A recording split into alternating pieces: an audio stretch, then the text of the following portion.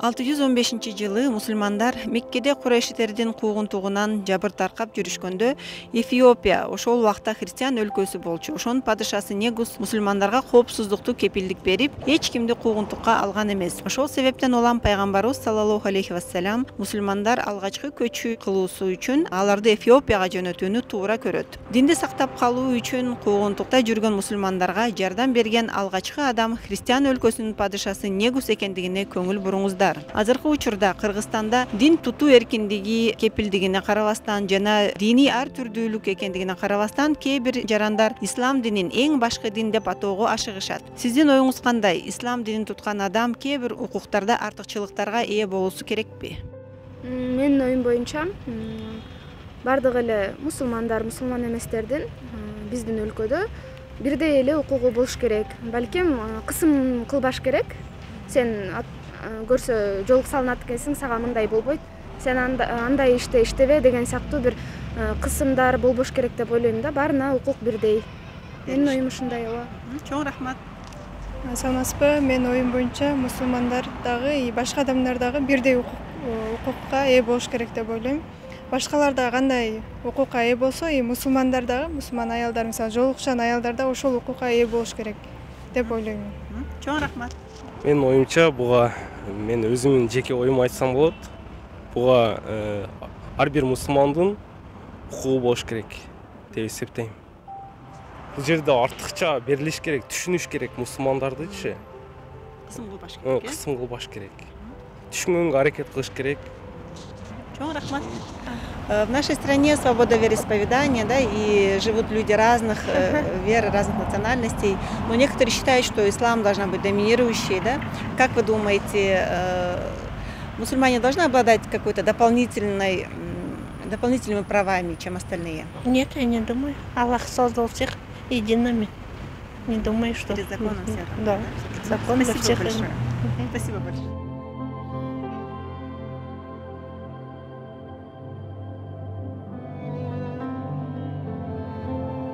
Качан адам баласынын укук жана эркиндиктери тууралуу сөз кылган кезибизде дароо акылыбызга адам баласынын укук жана эркиндиктерин чектөөчү курал катары негизинен кайсы бир адамдын укук жана эркиндиктери көз алдыбызга келет. Ошондуктан бир адамдын укук жана эркиндиктери экинчи бир адамдын укук жана эркиндиктери башталган жерден бүтөт.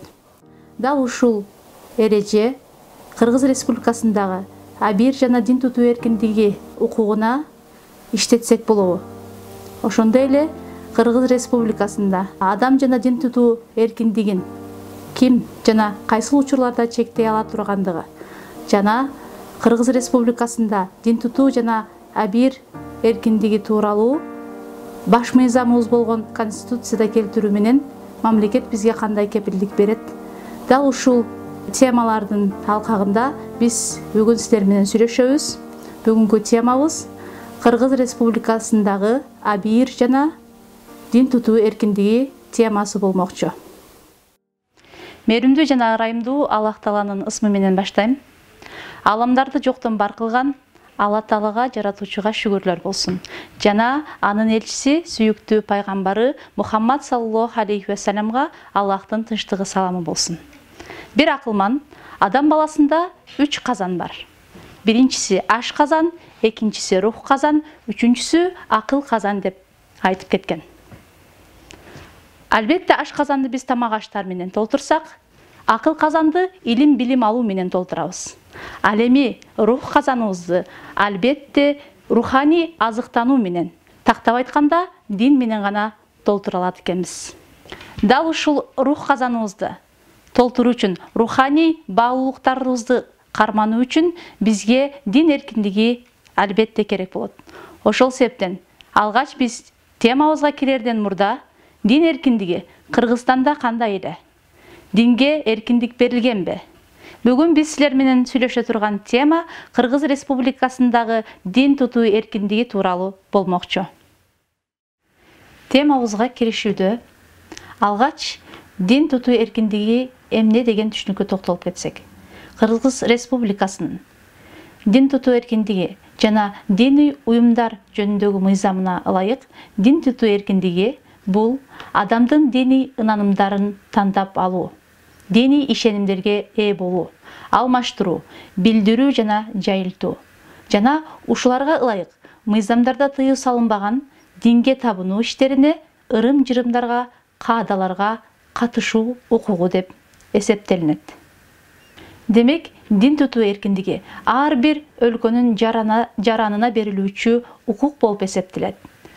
Жаран ошол укугуну пайдалануу менен ишмердүүлүгүн же таат ибадатын аткарууга укуктуу болуп эсептелинет.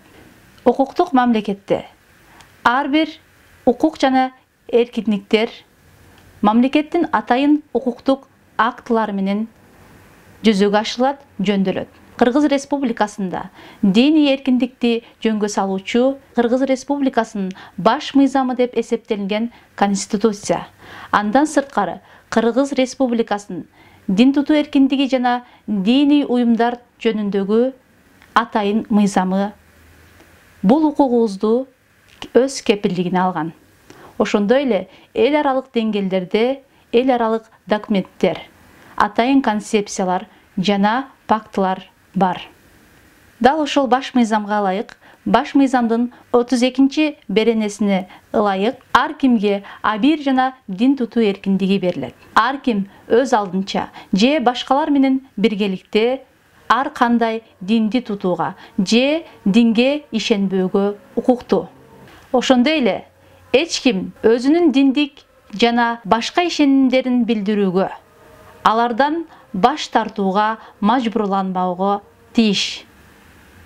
Кыргыз Республикасынын атайын мыйзамынын 4 беренесинде ар кимге дин тутуу жана атеистик ынанымдарды эркин кармоого кепилдик берилет. Диний мекемелерге билим алууга, жарандык, саясий, экономикалык, социалдык жана маданий турмуштун бардык тармактарында мыйзам алдында бардык дин өкүлдөрү тең укуктуу.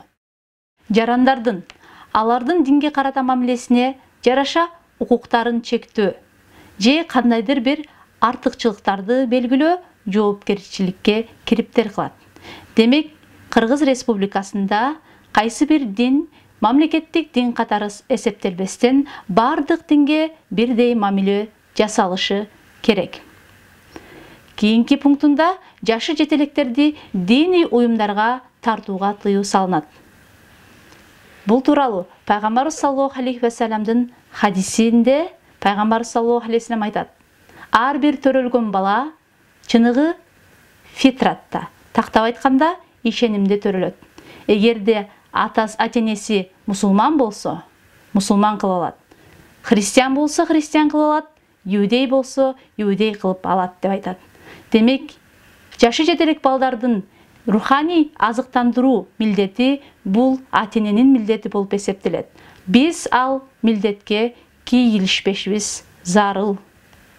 Ушул эле беренеде чет өлкөлүк жарандар дагы дин тутуу эркиндиги укугун биздин мыйзамдарга ылайык колдонушат. Диний уюмдардын иш-аракеттери адамдардын укугун жана кадыр-баркын кемсинтпеши, социалдык жана гендердик дискриминацияны пропагандалабышы керек. Кийинки пунктта өздөрүнүн диний ынанымдарынын жүйөлөрү боюнча эч ким мыйзамдарда белгиленген жарандык милдеттерди аткаруудан четтөөгө укугу жок.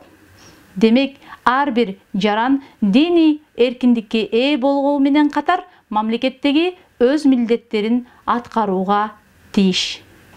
Өлкөбүз көп улуттуу жана көп диндер жашаган өлкө болуп эсептелет. Ошол себептен өлкөбүздөгү диний көптүрдүүлүккө чек жок, мамлекет тарабынан бөгөт коюлбайт. Бунун максаты элибизди демократиялык жарандык аң сезимин калыптандыруу, бири-бирин сүйүүгө жана урмат, сый менен мамиле кылууга үндөөгө жана мамлекеттеги ынтымактыкты бекемдөөгө багытталган. Кыргыз Республикасында диний көптүрдүүлүктү алгач эле ислам, андан кийин христиан дини жана христиан диндеги православ багытындагы коомдор түзөт. Ошондой эле Бахаи ишенимдеги 12 коом, иудейлик жана буддисттик коомдор дагы мамлекетте өз ишмердүүлүгүн жүргүзүп келет. Жогоруда айтып кеткендей, эч бир жарандын, эч бир диний уюмдун иш аракеттери башка бир жарандын укук эркиндиктерин чектебеши керек. Ошондой эле мамлекеттин коопсуздугуна залакасын тийгизбеш керек. Ушул максатта Кыргыз Республикасындагы ишмердүүлүгүнө тыюу салынган уюмдар тууралуу Кыргыз Республикасынын мамлекеттик дин иштер боюнча мамлекеттик комиссиянын атайын сайтынан маалымат алсаңар болот, ошол жака жарыяланат. Диний эркиндүүлүк тууралуу сөз кылганыбызда, албетте, ислам дини тууралуу айтып кетпесек болбойт. Ислам динде дин эркиндиги барбы? Дин эркиндиги канчалык деңгээлде колдонот? Жана ошондой эле зордук, зомбулук, экстремисттик аракеттерге ислам дини жол береби деген маселеге токтолуп кетсек. Аллах Таала Бакара сүрөсүнүн 256 аятында баса белгилеп айтып кеткен. Ла юкраху фид-дин. Динде мажбурлоо жок. Демек, ислам дини эч бир адамды мажбур абалда динге чакыруудан тыят. Ошондой эле кийинки аятта, Юнус сүрөсүнүн 99 аятында Аллах Таала айтты. Эгерде эген кааласа, дүйнө жүзүндөгү адамдардын бардыгы иманга келишет. Бирок сен аларды мажбурлайсыңбы? Демек, исламда эч бир жаранды мажбур абалда динге чакырууга катуу эскертүү менен тыюу салынган. Ал эми зордук, зомбулук колдонуу, күч колдонуу тууралуу Пайгамбарыбыз саллаллаху алейхи ва саллям чоң үлгү болуп кеткен. Пайгамбарыбыз саллаллаху алейхи ва саллямдын бир күн алдынан бир табытты көтөрүп алып кетишти. Пайгамбарыбыз саллаллаху алейхи ва саллям ал табытты көрүп ордунан тура калды. Таң калган сахабалар Пайгамбарыбыз саллаллаху алейхи ва саллямдан бул деген иудейдин жөөттүн табыты, жөөттүн жаназасы деп таң кала сурашты. Пайгамбарыбыз саллаллаху алейхи ва саллям сахабаларга ал адам эмеспи деп кайрадан суроолоруна суроо менен жооп берип, ал табыт те алыс көрүнбөй калганга чейин Пайгамбарыбыз ордунан туруп турду. Бизге тирүү өрнөк болгон Пайгамбарыбыз саллаллаху алейхи ва саллям өлгөн денеге, башка диндеги өлүк денеге дагы ушундай мамиле кылса, тирүү адамдарга андан дагы сый мамиледе болгон. Пайгамбарыбыздын жашоосу менен жашоону, анын адеп ахлагы менен адептөнүүнү каалаган мусулмандын милдети ар бир диндин өкүлдөрүнө Пайгамбарыбыз сыяктуу мамиледе болуусу керек. Ошондой эле Кур'ани Каримде ар бириңер адамдансыңар жана адам топурактан деп ар бир адам тең укукта бирдей экендигин баса белгилеп кеткен. Ошондой эле динибизде башка диндин өкүлдөрүнө туура эмес мамиле кылгандарга катуу эскертип Пайгамбарыбыз саллаллаху алейхи ва саллям төмөнгү хадисин айткан. Хадисте Пайгамбарыбыз айтат: кимде ким биз менен келишим түзгөн башка диндин өкүлүн өлтүргөн болсо, анда ал 40 жылдык аралыктан жыты келип турган 5 жытын жыттабайт деп эскертти. Демек, ислам дини жакшылык менен, хикматтуулук, даанышмандуулук менен динге чакырууга үндөп, Фуссилат сүрөсүнүн 34 аятында жакшылык менен жамандык тең эмес. Жамандыкты жакшылык менен жойгун.